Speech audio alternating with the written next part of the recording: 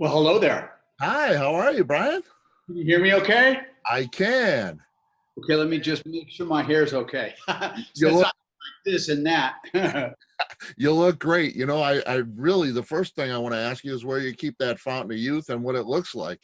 Uh, Well, I stay where the lights are low, buddy. You know, you just got to stay where the lights are low. there you go. Well, you look great. You always do.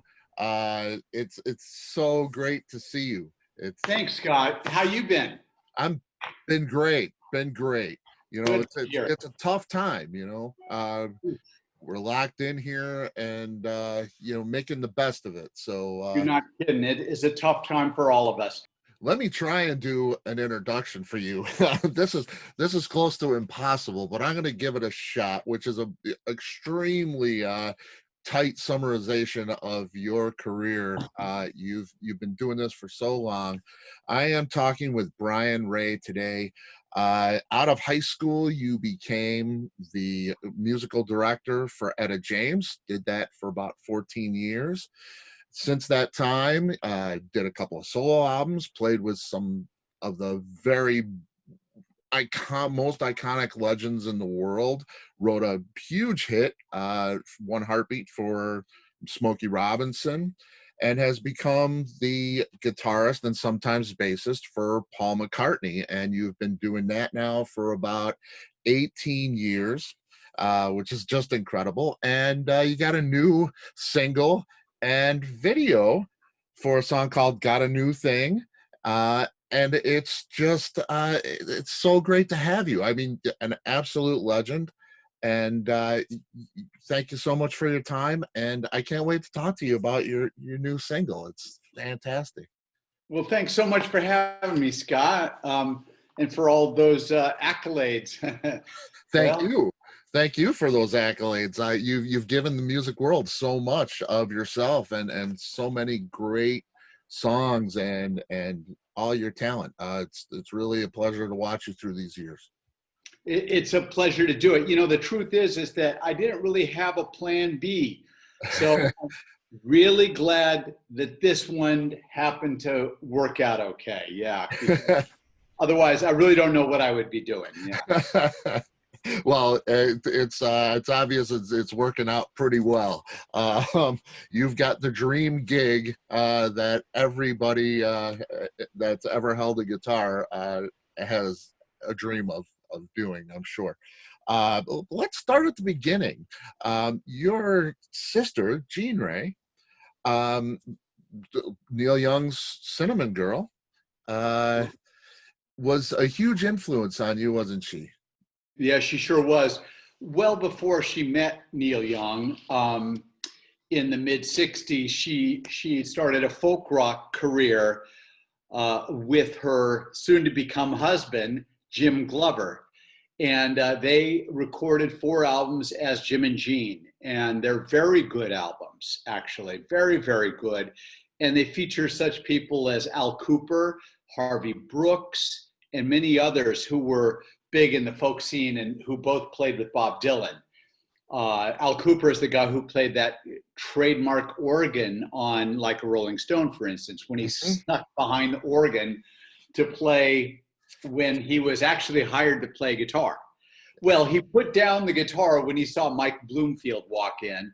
And then when he was told by the producer to just sit out, Al Cooper had a thought. He had an idea in his mind. That producer went to take a phone call. Al Cooper snuck in behind the organ where he could hide and played Hammond organ. Bob Dylan came to hear the next take, and and he said, "Wait a second, turn up that organ." And it was Al Cooper, and that's the line that we all hum and whistle when we hear that song come on the radio. Yep. Wow. Great story of not taking no for an answer. You There you know. go. Yep. Absolutely. Absolutely. Um, you started playing around 9 years old. Um, uh, were you self-taught? Did you have any formal education?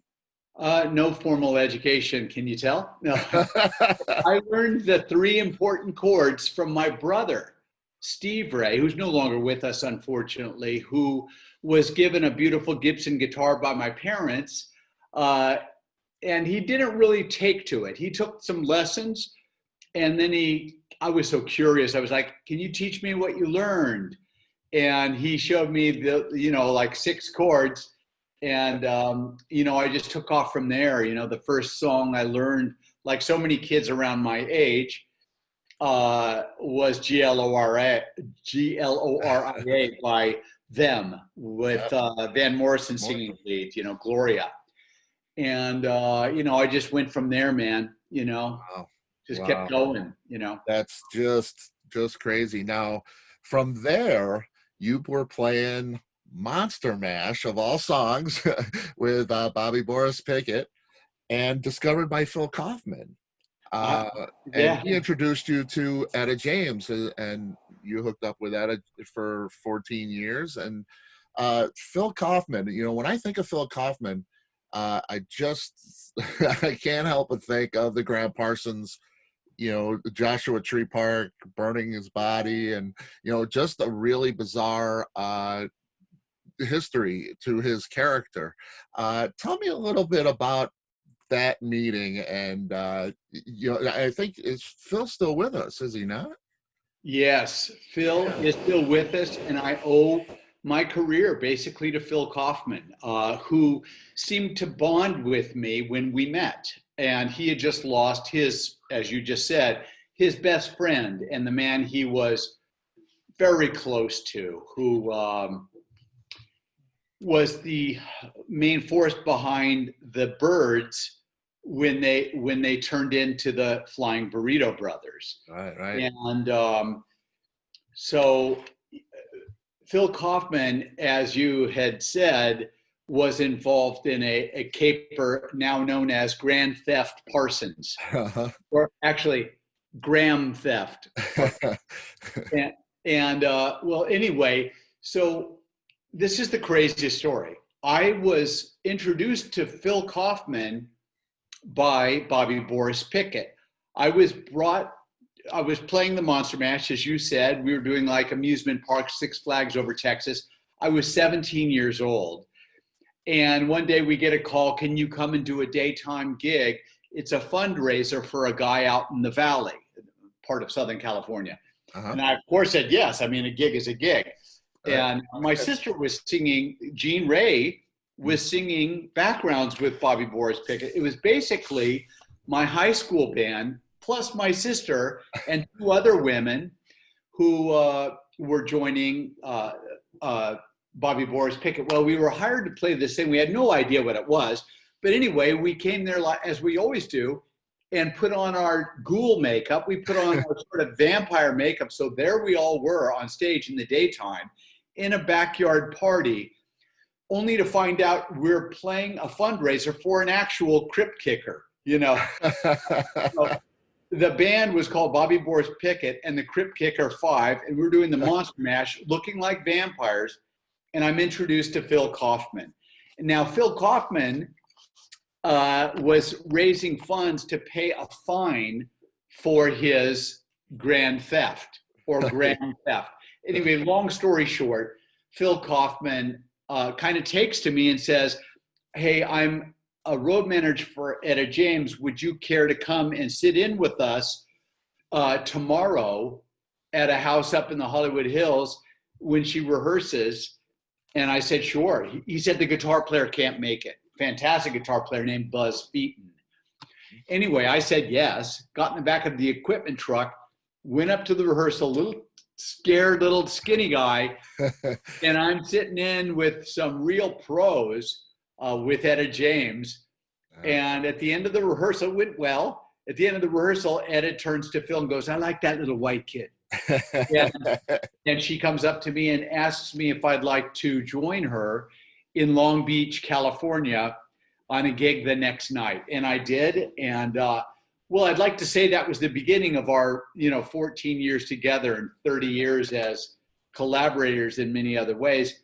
But we played that gig. It went well, but I didn't hear from her for months. And I thought, at least it was, I got to do it. Fun while it lasted, yeah.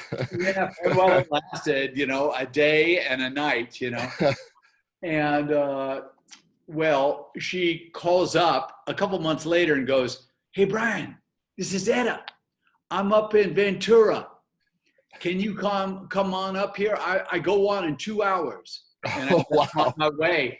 And that was the beginning of our, 14, 15-year run. Wow. Yeah. Wow. That incredible. Incredible. And of course, a legend, an absolute legend. Um, Etta's addictions and her problems with the law are no secret. How stressful was that relationship and that gig for you? As a younger kid, having to, is she going to be there? Are we going to have police carry her away? Kind of thing. Was there a lot of stress in that gig? That's a great question. Of the many, many, many interviews I've done, nobody asks about what it was like for a 17, 8-year-old, 18-year-old kid to fit Yeah, in with someone who has just come out of heroin treatment. right. So thank you for that. Absolutely. My experience with her was quite unusual. She took me in as someone she could count on. And she could count on me because she was my everything. I wasn't a guitar player who was a gun for hire, who was looking for the next paying gig and who could cancel on her. I was the guy she could pitch a tent around. I don't know how. I had no track record, Right. but that meant that my relationship with her was different than the others. I was in the eye of a hurricane. And with her, we forged forward and put together bands wherever we went. We were a couple of renegades, along with her husband, and sometimes her then 4-year-old son, Danto. We'd get in the back of her Seville, and the promoter up in San Francisco or San Diego or Santa Barbara, all the sands, Right. Right. would put together, the promoter would gather up some local musicians, and I would come in with Etta and teach them at sound check the show, and then she would come out and kick ass, Wow. and we would drive on home like the renegades we were. So she counted on me. For that reason, I was in a sort of a rare air with her. And although Etta was very mercurial and she'd be moody, I didn't actually catch a lot of the ire that she would have. Like, she was suspicious of a business that she felt a contentious relationship with. She didn't have that with me. So I did pretty good, but there were times when she'd get mad at me too, and I'd be like, what the hell? I was a kid. What do you know? I mean, Yeah. I'm just a kid looking for, a start, and I was just happy to be there to play the most amazing music with the most astounding performer I'd ever seen. So, Absolutely. just yeah, it was an unusual fit, but there I was. Yeah, that's so cool. And that music, I want to ask you about that.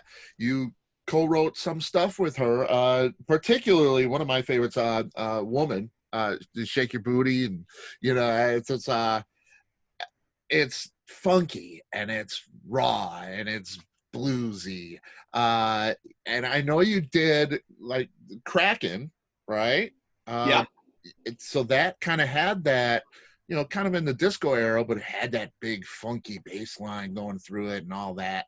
Um, what influence did that music have? Does it still live inside of the new single? I don't hear a lot of it, but how much do you reference that funk blues vibe that you really grew up playing with her? Well, that's a great question. I think the funk music aspect with Etta was a sign of the times. Like, she wasn't a funk artist. She was a soul artist and a rhythm and blues artist and a blues artist and a rock and roll artist. When she first came out, she was a badass rock and roller, Mm-hmm. and a lot of blues in there as well. Then she was a very, very lovely but more manicured version of herself in the early 60s, when she did all those great, big sort of panoramic, almost, almost film score like tracks like At Last, Trust in Me, Sunday Kind of Love, Dearest Darling, all that stuff. Well, when I got with her, the easiest thing to do for her was to just play some rhythm and blues covers, which are sort of common nomenclature, and everyone's got that in their vocabulary, hopefully, or she wouldn't have chosen me if she didn't think I could pull it off. But among them was that basic kind of track, donk, donk, donk, deba, deba, deba, donk, donk, donk.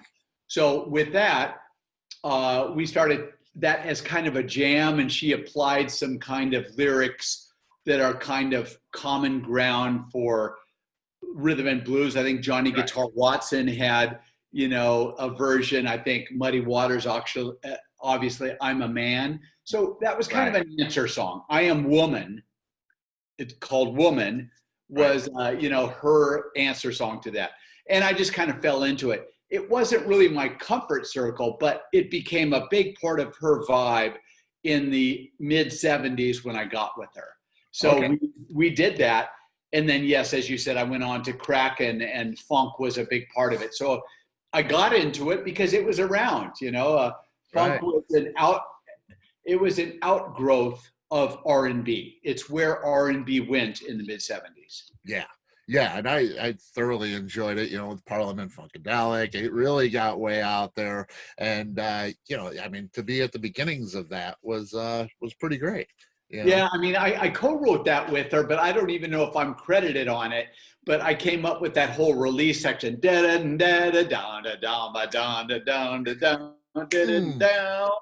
So I added that, and she said, "Oh, Brian, that's right. You're a writer now." And my name's anywhere to be found, but it doesn't matter.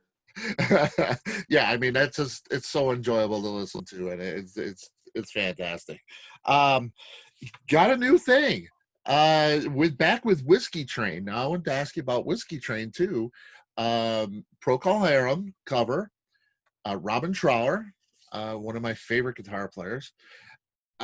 How much of an influence was Procol Harum and Trower's? Because Trower has a specific tone and all that.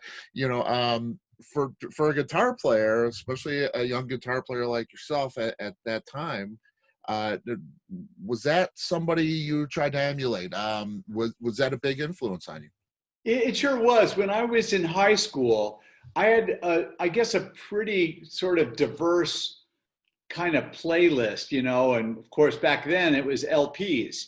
And so you were listening to whole albums, or at least I was.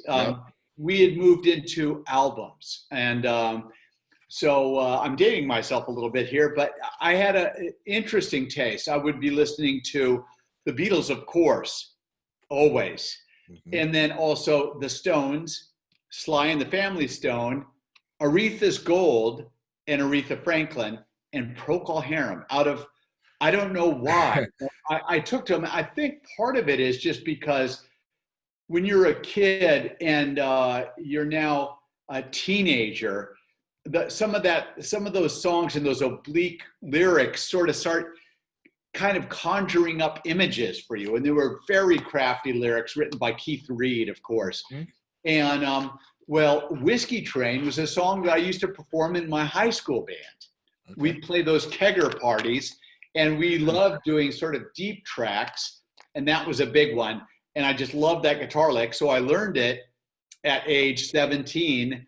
And basically, all these years later, I was approached by Carla Olson, the singer who I brought in as guest vocalist on that track, approached to do a song for an upcoming album with all train theme. And I suggested Whiskey Train, which she had never heard. And she loved it, and her husband loved it, Saul. They came over after I built a track and sang it, and there you are. Man, it's great. It's one of my favorites. I love that lick. And the cowbell, you can't get more cowbell than that. You cannot get more cowbell than that. That's like a whole, that's like a year's supply. Even Christopher Walken is going to be happy with that. Absolutely. Yeah. Yeah, and that's the one thing I remembered. Well, when that and the lick going at the same time, it was like a train, and I always remembered that. You know, it was like a big locomotive song. It was really cool. It's great to hear your version of it too. It's fantastic. Oh, thanks so much. I mean, the unusual thing about that drum lick, is that the cowbell is played in the basic track of the drum part with the band. That's not what, your audience may not know this, but there's a way of recording where you have an overdub, where after the track is finished, you can add percussion or more vocals, as we all do. In that case, there's the hi-hat that's over here that you see guys playing on your videos, yep, or a cymbal over here that you see guys playing. Like a ride cymbal, yeah. A ride cymbal or a ride hi-hat. Well, in this case, instead of a cymbal or a hi-hat, B.J. Wilson, a Procol Harum, played the cowbell instead of a cymbal in the track. So when I went to do it, the drummer, great Eric Eldenius, said, okay, great, I'll do that, and then I'll overdub the cowbell. And I said, no. It has to be your ride during the drum track. And he went, what? Yeah. And he learned it in no time flat because he's a boss, and he kicked ass. Yeah, it's so cool, and that's the one thing I saw it on there, and I said, I wonder how the cowbell's going to sound, and it's great. It's really cool. Thanks so much, Scott. I appreciate that, man. I mean, we did a good job, I think. Yeah, totally. You played that song and it lives with you. That's how you decided to do that one, correct? That's right. Yeah. It was in my guts from the old kegger parties as a high school kid. Yeah, that's so cool. You've done 2 solo albums, Mondo Magneto and This Way Up, which are basically, they're rock albums. They're classic rock, Stones type rock albums. Have you ever thought about doing a funk or a blues, maybe even a folky or a jazzy thing? Is that in your DNA? Did you ever think about, doing something from another genre like that? Well, I mean, the blues is in me. It's hard for me to think of doing blues tracks or a blues album, although, it's possible. But I have chosen a wheelhouse. I have chosen a focus, and it chose me too. Mm-hmm. And that's through Wicked Cool Records and the Underground Garage, who really specialize, as you might know, in garage rock. Garage rock is defined by an era from 65 to 68, basically, in there. Mm-hmm. And it's kind of highlighted by bands like, the Sonics and the Wailers, the ones from up in Seattle, from, the Leaves, and from, let's say, the Animals, the Kinks, the Stones, the Beatles, Who, but also Paul Revere and the Raiders and the Knickerbockers. So it's sort of, I think of it more as America's version of the British invasion's version of America's blues and R&B music. So it's this funny sort of DNA that comes back to our own heritage, our Black music. Mm-hmm. That's where it all started. Yeah, that American music, any of our rock and roll and blues, I'm here to tell you, started from Africa. And, it does have influences also with folk, which is more Celtic and more Irish in nature. But rock and roll, if you're moving from the hips down, you're talking about rock and roll, and that came from Africa. But once as a kid, I understood that. I think I connected to that. Now, folk music is very much in my blood, as is blues, but I'm a white kid from Glendale. I'm not really a guy with a lot of blues, It's in my gut, and I'm going to play like a blues guitar player because that's really all I know, to be honest with you. But as far as being an artist, I don't have a blues voice. and folk is too serious. It's garage rock for me, and I'm in for the whole time. Now, I will say that my last single, that was also called "A Coolest Song in the World" with Wicked Cool Records and on the Underground Garage, was my cover of a Willie Dixon blues song, "I Ain't Superstitious," which was a version that I took from Jeff Beck and Rod Stewart's version, and then added in some of Willie Dixon's original lyrics that were missing in that Brit rock version. So yeah, I touch on it, but it's got to be something weird and unusual. It's got to have an angle. Right. And I'm listening to your stuff, and both of the solo albums, the new single. It sounds so fresh. You sound like you're 20 years old and raw and at it for the first time. It's how do you? I mean, is it? How do you do that? How do you maintain that sound? Do you listen to more modern music? Yeah. Sure I do. I listen to modern music. There isn't a ton out there that appeals to me, to be honest with you, except for new garage rock. Bands like Wildlife, bands like there's so many cool bands out there right now. Prima Donna, the Dolly Rots.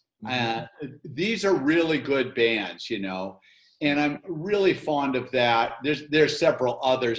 I'm remiss if I don't mention a bunch more, but so that's what I'm into right now. And as far as sounding young, I don't try to do anything really. I'm just expressing how I feel. And if that comes off sounding young, I'm grateful, because I think I still try to carry the spirit of rock and roll that moved me in the first place. And that's an eternal force. Rock and roll music is a song for the young and from the young, but it's forever young. And if I have a little bit of that that's coming across, then I feel like job well done, because it's all I care about. Yeah, and it shows. I mean, like I say, you really hear it. You have that raw energy of somebody that has just started in their career, and that is so cool to hear. That's crazy. I don't even think about it. I guess when I hear it back, I don't know, if you point it out to me, I can say, yeah, that sounds like a young, fresh band, but it's just really what I come up with. It's my arrangement stuff. It's, how I feel about guitar and its role in music. And I do keep up with it. I know that certain things aren't hip anymore, so I avoid certain things, but it's not like a big conscious effort. It's just what happens. It's so cool. And, I was looking through some of the videos that were there that you have up, and I noticed a comment from somebody, and I'd like to read it to you. It says, it's like Tom, and this was the title track of This Way Up. And it's like Tom Petty if he just had 3 cups of coffee rather than 3 joints. And that nailed it. I mean, that's awesome. I love it. I do like coffee. Maybe that's part of it. Maybe it's all about the coffee. If I were to slow down and stop drinking coffee, maybe I'd write folk music. But I love my coffee. But you have that. It's energy. It's a lot of energy, and the new single the same way. There's a lot of energy, and one thing I really loved about the new single is the very, very beginning. I press play, and I hear these harmonies. It just starts with that harmony, and I thought, wow, that's just really great. And then it goes into that big energy. It's just a really fresh sounding song. I appreciate that. It is unusual to start a record, because that's what I like to call them. They're recordings of a song. Tracks is too impersonal. It is a device to start a record with the payoff hook, but it's not done often, and it's sometimes done unsuccessfully. Well, starting with the payoff hook, that, for your listeners, is what happens, sort of what you're writing to. That sometimes the title. It's where you're headed for the whole song. That's the hook. Well, that's the song hook, the lyric hook. Well, it's an afterthought. I was going to just start with the lick. Do do do down, do do do do down, do do do do do do do. That's how it was going to start because I thought that was really compelling. And then when I decided to put in that sort of vocal break at the end of the chorus, as I was writing it, I worked out the harmonies on my guitar right here in the desert. I sang a melody, record it into my phone, then play to that recording with another melody until I understood what the three parts were. That's how I did it. Just, Wow. I didn't have a recording system out here. I just used my phone. Wow. And, so when I decided that hook was really special, I just had a kooky brainstorm and moved it to the front, and that's how we recorded it. Wow. And that's, like you say, that's very unusual. That's why, I hit play and I was like, wow, it's here. it's on me already. And then, that energy pops in and I couldn't wait to hear the harmony and that hook again. It's just a great composition and everything. People need to hear this track for sure. Well, thanks so much, man. I'm fond of it too. Yeah, it's great. The Bayonets, I want to ask you about. That was 2014 and a re-release in 2017, I think it was.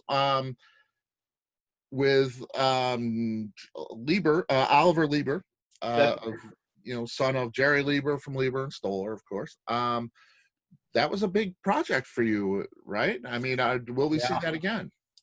That was an amazing project. Oliver is a dear friend, and we had written together and worked together on my two previous solo albums.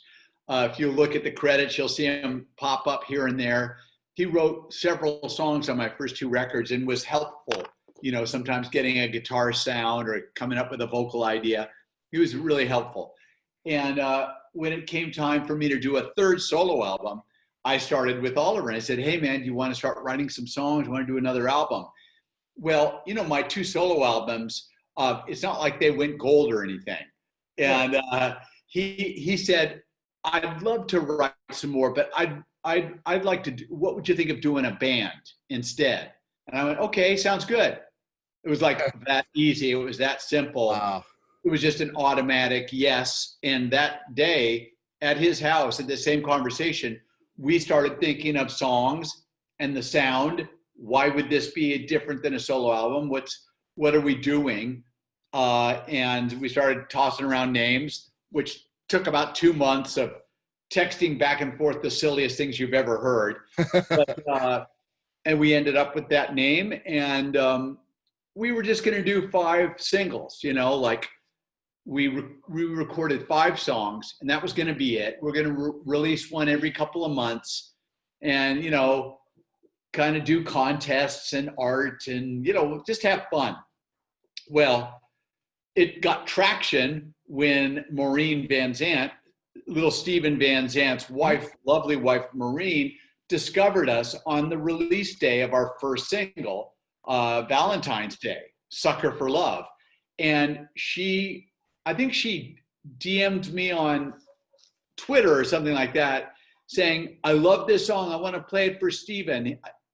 Or I played it for Steven. He loves it. He wants to email you tomorrow. That's what it was. Steven sends an email saying, who is this? Where do I get some more? I want to play this on the air. I need to do a radio edit. Do you mind? I don't care if you do mind. I'll play it anyway. And that started a relationship with little Steven. It was really because of his wife, Maureen. Man, that's great. Yeah. That's great. I'd be remiss if I didn't ask you about Paul. Obviously, like I said, the dream gig. Does it still feel like the dream gig? 18 years later, it is about 18 years now, right? It'll be 19 in February. Yeah. Yeah. Wow. Yeah, absolutely. I mean, it's the gig that you never stop pinching yourself. Yeah. All of us, all 4 of us are always just shaking our heads like how fortunate we are. yes, we've all worked very hard. We didn't get plucked out of nowhere. Sure. But it continues to be like uh, a huge gift, a huge life upgrade. It's the reason that I can continue doing the records I hear in my head that I've always wanted to do since I was, 9 years old. I wanted to, record records. I loved records. And, you can do that now fairly inexpensively at home on your computer. But I also have bigger ideas that require a little budget. If it weren't for Paul, I couldn't afford to do that. Right. Right. Now, I mean, Yeah. Sorry. you've, oh, no, please.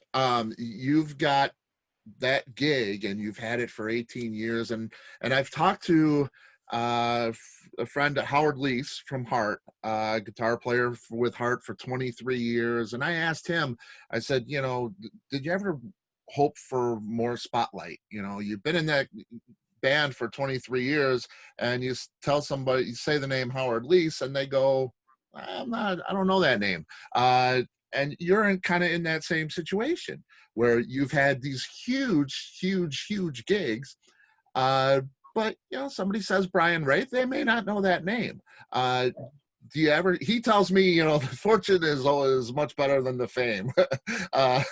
So, what's your take on that? Well, I'm quite happy and satisfied and very grateful for whatever has come my way. I'm just the luckiest kid. It's very simple. I had a dream in my mind when I was 4 years old when I first heard rock and roll, 3 and 4 years old. And so basically, I got to live the life that I wanted. And that didn't include, it wasn't necessary to be a household name and famous like that. The kind of notoriety that I have is just fine. It fits me just fine. I'm not looking for anything more. I'm not doing solo music to get more famous. I'm doing solo music because it's in me and it's got to get out. Yeah. And fortunately, it's getting a lot of airplay and it gets a lot of attention.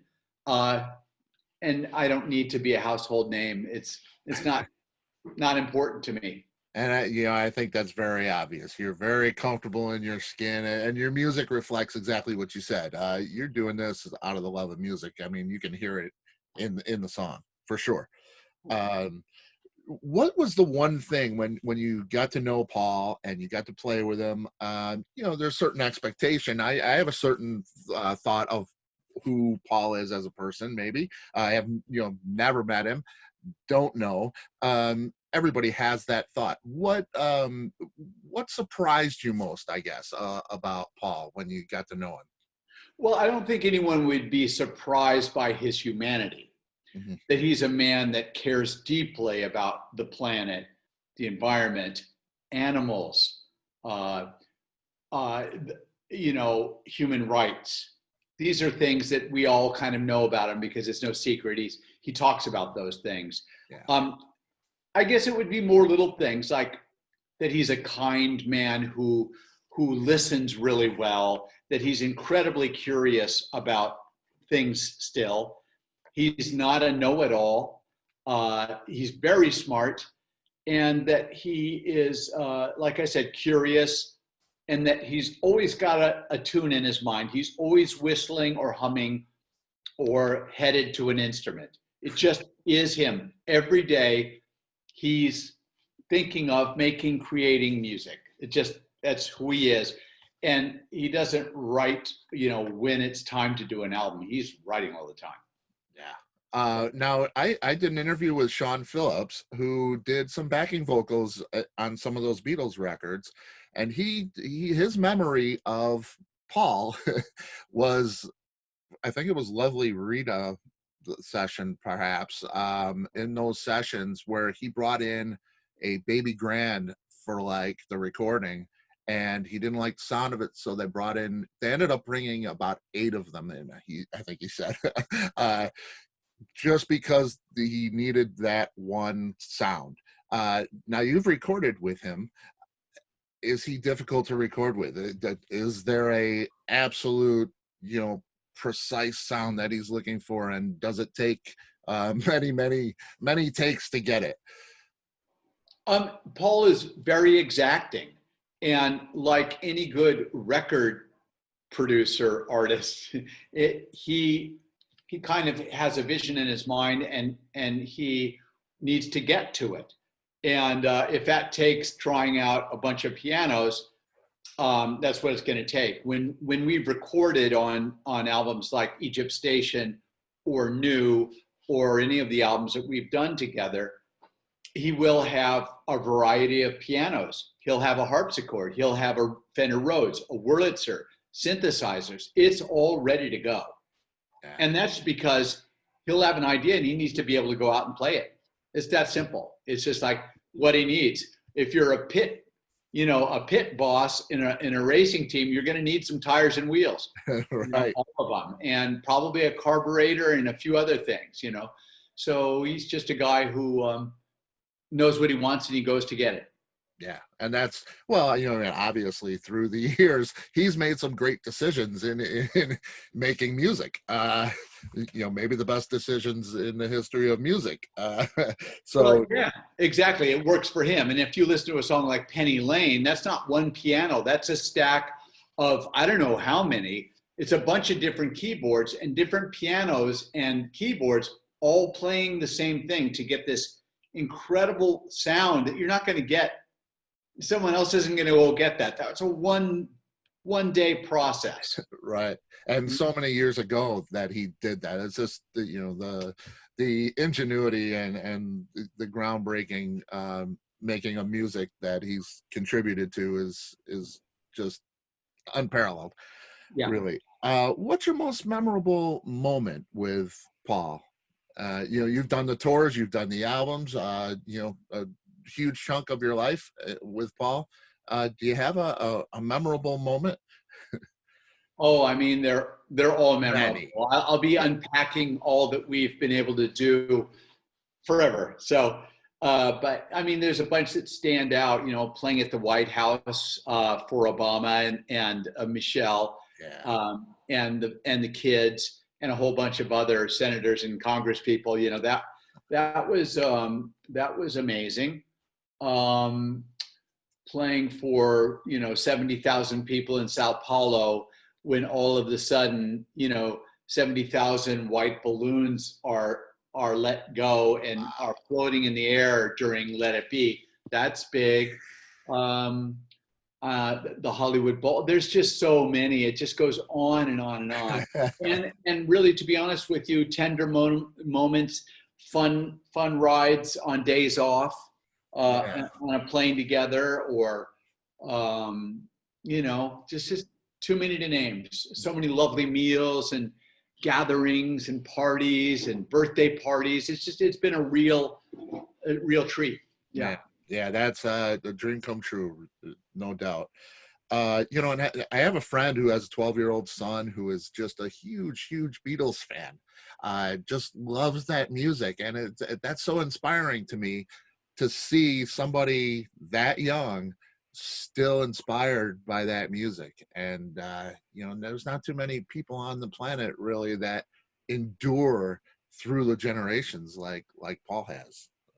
Very, very special. You're right about that. Yeah, and your contribution to the newer music is super powerful as well. That's got to be crazy to feel. You put out this record with Paul McCartney, and it's got a huge impact. That's got to be a great feeling. Yeah. It's what can I say, man? It's like a total honor to be included in this incredible career of his. That's all. It's just it's cool. That's excellent. What's the best decision you've made in relation to your career? My own, or yeah. Well, I would say saying yes the times that I was asked a question like, do you want to go to a rehearsal with Etta James up at some guy's house in the Hollywood Hills? Yes. To be there when the phone rang and it was, David Kahn calling on behalf of Paul McCartney to see if I would get together with him in an hour to see if I'd be the right guy to go to New Orleans to play one song with Paul McCartney, which led to our almost 19 years together. Just basically showing up and saying yes, even if it scares you, or in the case of some little blues gig or something like that, if you think it's, not substantial enough, well, you show up anyway. I guess that would be chief among the things. Yeah. Any day you'd like to have back? Any day I'd like to have back. Yeah. Any decision that you'd like to forget about? That's interesting. Like anybody, you've said and done things that you wish, oh my God, I wish I wouldn't have said or done that, and that's too many to name. And, you got to just keep moving forward and forgive yourself and know you're forgiven by the power that you choose to call greater than yourself. And then, move on, man. That's all you can do. Yeah. And Brian, I don't want to take up your whole day. I've already taken up so much of your time, and I so appreciate it. I just want to ask you, what's left? You've had a dream career. You've done it all, haven't you?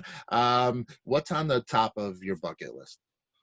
Really paying attention to family and my lovely girlfriend, Mandy. And we're working on a podcast right now. We've just signed a deal. I'll be talking more about that in the new year. Fantastic. And I'm the host of a new podcast, and that'll be in conjunction with iHeartMedia. And it's going to be called On Tour with Brian Ray. And I'll be talking to guys like me, sort of like you're talking to me right now. Yeah. And I'll tell you, it's my dream come true to talk to you like this. So you have fun with that. That's fantastic. I appreciate that, man. I love it. You've done a great job here today. Thank you for your interest and your research. And, it didn't seem like you were reading questions. So that was awesome. Yeah. And I try to jot some things down, and I do my homework, and I didn't have to do much for you though. You've been there. You've just given us all so much music over the years, and your contribution is tremendous. So I appreciate it, and I thank you so much. I thank you so much back. That's really awesome of you. Thanks, man. I've had an amazing time. That's great, and I'd love to hear that. So have I, and like I said, I appreciate your time, Brian. It's really a dream come true for me. Thank you. My pleasure. All right, I'll talk to you. Have a good day. All right, you too. Bye-bye. Bye-bye.